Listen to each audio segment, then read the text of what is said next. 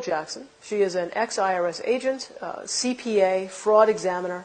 She was working for the IRS. She was on the fast track to success there. She was doing very well, had received numerous awards for all of the work she did. And she realized that there is no law and that the biggest fraud was the IRS.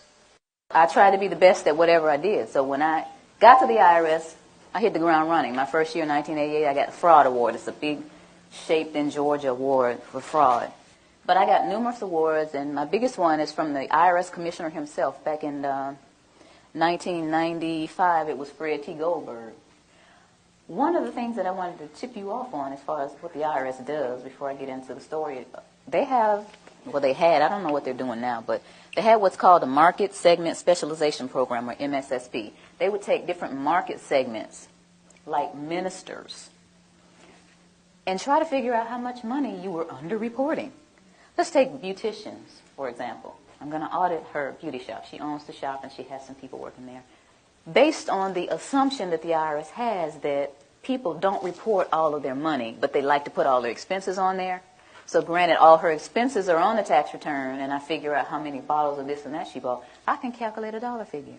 So I'll tell Sophia, after it's all over and we're buddy-buddy, I just shock her and I say, well, guess what? It looks like, based on my calculations, that you really brought in $80,000, but you have $50 on the tax return.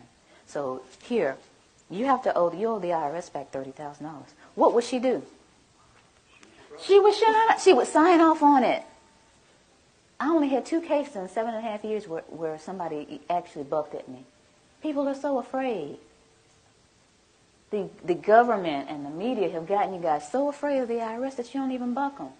Now, mind you, she might have left some money off. Maybe there was several times where she just didn't report the cash. And maybe that's why. Maybe she has no idea how much she, quote-unquote, underreported. Maybe that was it. But they always acquiesce. The Gap one, anybody own a laundromat, they have one that will calculate, based on your water bill, how many loads were washed at your laundromat.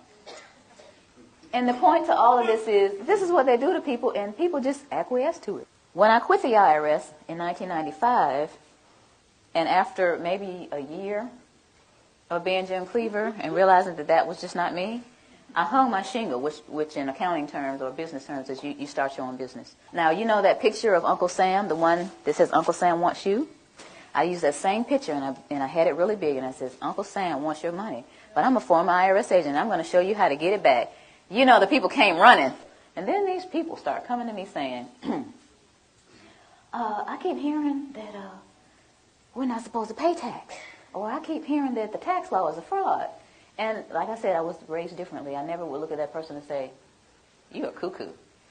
I wouldn't even think it. It was like, okay, you know, in this back burner back here, I would think to myself, okay, there's some people out there that actually think that the income tax doesn't apply to us, or it's a fraud, or it's being misapplied. But I didn't do anything about it because, remember, I'm rolling along with my little businesses and whatnot. So one night maybe in early June, one of my pastor clients called. It was night. It was about 9 o'clock at night. And she said, you know what? I think it was maybe a Wednesday night, after her Wednesday night service. She said, I've got this parishioner that just keeps bugging me about this income tax. She's talking about that we're not liable for the income tax, and she wants to talk to you. Can I give this lady your telephone number? And I said, okay. So maybe about 10 minutes later, this lady called me. She said, I have a question for you. Are we supposed to pay income tax or not? And I said, okay. Do you want the cuffed answer or do you want the real answer? She said, I want the real answer. I said, well, I really don't know. You know, even though I'm a former IRS agent, I haven't done the research, but I hear that there's a credible body of evidence out there that says that we don't owe the income tax. I was okay. I mean, I took the information. I was sitting there listening like, okay.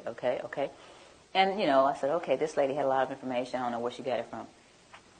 So a few weeks later, she called me again and she said, Miss Jackson, remember that information I told you on the phone? It's in the USA Today. Pull it up on the internet. Okay, so I got the USA Today. It was July 7th, 2000. And it says, Dear We the People, most citizens are not required to file an income tax return. The 16th Amendment to the Constitution is a fraud. And if you file, you waive your Fifth Amendment rights. I said, okay, that's some of the stuff she was saying. Now, this is a lot of reading. But I kept reading because I was very interested, you know, being a CPA and into fraud and all that. I wanted to see what was going on. So here in the third column, it says no one has been able to collect the $50,000 reward offered by Bill Conklin to anyone that can identify the section of the Internal Revenue Code that makes a typical worker liable for the income tax. I'm serious about winning is $50,000. Okay, so it's at my desk. Basically, I just shoved everything off my desk and got the codes out, the regulations out, the tax guide. I got on the internet to look at the Cornell University site, all these different things, and I started researching. And 2 weeks later, I said to myself, oh my goodness, we have a problem here. It doesn't look like I'm going to win this money. And I was sitting there at my desk thinking, this thing is a fraud. 2 weeks it took me to sit there and realize that. I didn't just look at the positive, I looked at the negative, I looked at the IRS site. All these things are going on. This thing is a fraud. Being a CPA and a former IRS agent, I sat there at the desk, I was by myself, and all these thoughts started going through my head. The first thought was, now I'll finally open up the codes and regulations. Because see, at the IRS, they trained us with these little guides. We didn't use the codes and regulations. We would get one of these, and you would have to read it, understand it, and pass this little test.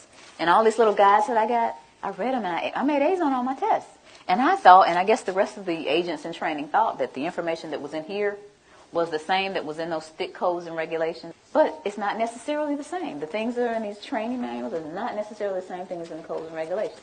I learned that in my studying. In the time that I was doing the research, I also learned about the Pocket Commission. And I'm going to let this go around the room, but y'all got to give it back. This is the outside that I purchased of the Pocket Commission that I had. And before I left, I had the sense of mind to make a copy. This is the little badge I used to flip out at people and say, give me your books and records. Give me your bank statements. Give me all your credit cards, And, people, okay, here. Even the counties, I go to the county, do it. I go just about anywhere and flip this little thing out and get whatever I want. There's a lot of power nuts out there doing that, guys. Y'all know it. Half of you already know about it. There's an enforcement pocket commission, and there's a non-enforcement pocket commission. And I started looking back at this thing. It has SER, Southeast Region. First of all, I'll read it. It has my picture up here, and it says, Sherry Jackson, whose signature and picture appear above, is duly commissioned as Internal Revenue Agent and has authority to perform all duties conferred upon such officers under all laws and regulations administered by the Internal Revenue Service, including the authority to investigate and require and receive information as to all matters relating to such laws and regulations. And it has SER and some other numbers and an A. And based on this Internal Revenue Manual, A means administrative. So I'm an administrative clerk out there on the front lines. And I'm an administrative clerk with a non-enforcement pocket commission. Okay, so I'm starting to get angry here. Starting to think about all that. I had to take bribes and get little tape recorders taped to my body and the little microphones on me and go in and take bribes from people. But, thinking about stuff like that, what they got me out here, and I'm thinking I really have authority. And this is administrative, non-enforcement pocket commission. That was one of the other things I thought about. And then I thought about, and I found out this is another issue, a levy versus a notice of levy. This is something that I didn't deal with a lot because I was an agent and I just assessed the tax. I wasn't a tax collector. I just assessed it. So this is a notice of levy. And someone said, hey, this is a notice of levy. This is what the banks get or your job or whatever. They said, look at the back of it. So I'm looking at the back of this notice of levy, and it says, Section 6331, levy and distraint. And then it says B and C. And I'm thinking, it starts off with B? What happened to A?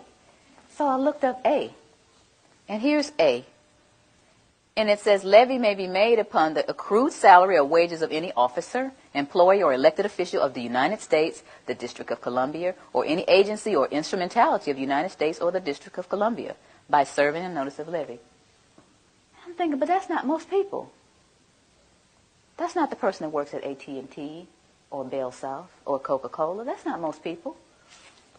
Aren't people noticing that the A isn't on here? Aren't they curious about it? Why are they doing this? So all this is going through my head during this period of time, and I'm realizing that there's a rat in the camp. That's what I call it.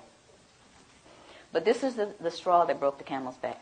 The Federal Reserve is not federal. How many of you did not know before today that the Federal Reserve isn't federal? If you didn't, don't be shy. If you didn't know before today that the Federal Reserve isn't federal, raise your hand.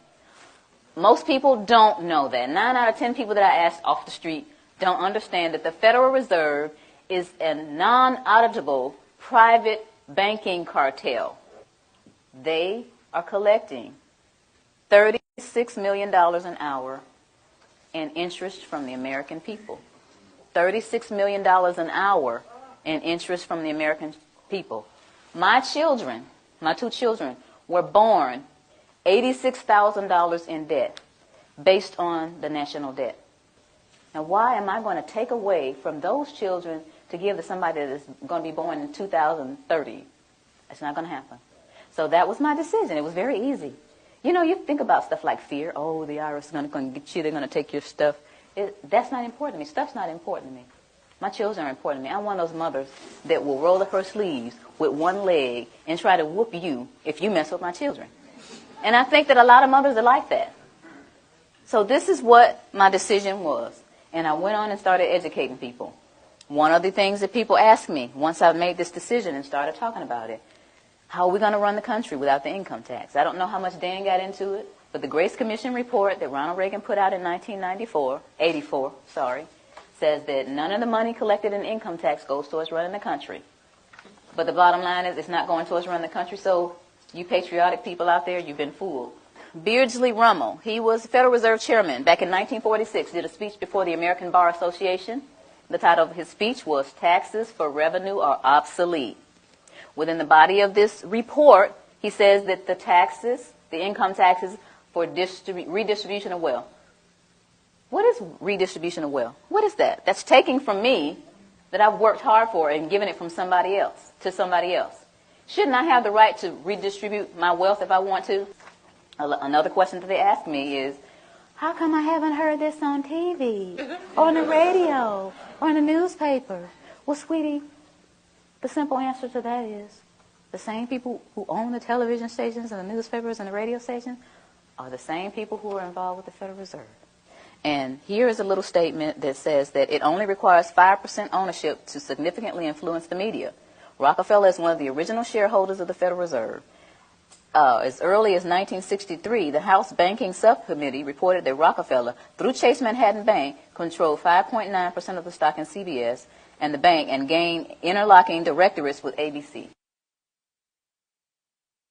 I went all the way through high school, all the way through college, all the way through testing for the CPA, and all this Irish training and didn't hear about any of this. You think they want this information out here? For you guys to eat up and chew up and find out what's really going on? I don't think so. Now, another one. Why don't we just tell our elected officials about this?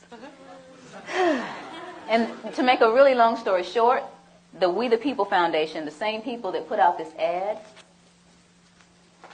put together a hearing. And these 40 researchers were going to ask the IRS and the DOJ these questions, and we're going to have this big meeting in Washington called the Truth and Taxation Hearings. Okay? So we got together with 537 questions. So we sent them the 537 questions so they could research and have the answers, and what did they do? They reneged on coming. They signed off on it, but they reneged on coming. So you all didn't get to hear the truth. We went on and had the hearings anyway, put it on CD, marched around Washington, giving it to all 535 congressmen and senators. Please look at this information. We got stupid responses back like, thank you for visiting our offices in Washington. The next time you come to Washington, please visit us again. They don't care. Your presidents don't care. Another one that they ask me, or they'll say something like, well, this just sounds like it's some kind of conspiracy theory. Y'all hear that a lot? Okay. But tell me this. What's the difference between a conspiracy and a strategy? Don't you understand that this is all by design? All this black, white stuff. You're white, I'm black. You know, you're Democrat, I'm a Republican. You know, y'all heard of divide and conquer before, right? Why y'all letting them do it to us? While I'm sitting up here arguing with this man about what his great-great-great-granddaddy did to mine, there's this big old fence closing in around us. And while I'm sitting here wasting time and he's sitting here telling me why he doesn't know, we need to put our heads together and figure out how to get out of this fence that these people are building around us. Am I right? Yeah. That's what we got to be. Divide and conquer, we can't let that work anymore. It's been working all these years. Then we need to get together and understand. First of all, you need to understand what is going on with your money. You work hard. It's like we're a hamster on a wheel. This country started out with taxation without representation. Where are we now? How did we get back to where we started? We got lazy and comfortable. Get out your comfort zone. I never tell people to file a tax return. I never tell them not to file. I never tell people to pay taxes, and I never tell them not to pay. What I tell people is to do your own research, do your due diligence, and decide whether or not you're going to be a slave or get off the plantation. That's your choice. So in essence, you're wasting time. As long as you continue to feed the monster's going to grow. They're going to laugh in your faces. Any kind of cause that you have, anything that you're trying to do in your life concerning getting things back on track with our country, the way it's supposed to be, you're going to get laughed at because you continue to give them the money to do whatever it is they're doing to us. A lot of people don't care. A lot of people get the money taken out of their checks and they actually think they're getting, oh, I get back $3,000 every year. They don't take anything from me.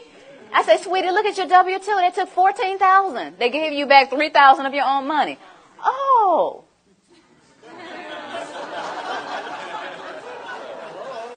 But the point is, if each of us understands where we are, who we are, and tries to do something about it, then we're going to get somewhere. This is a great country, but it's off track. And who's going to get it back on track? Yeah. Thank you. Thank you all.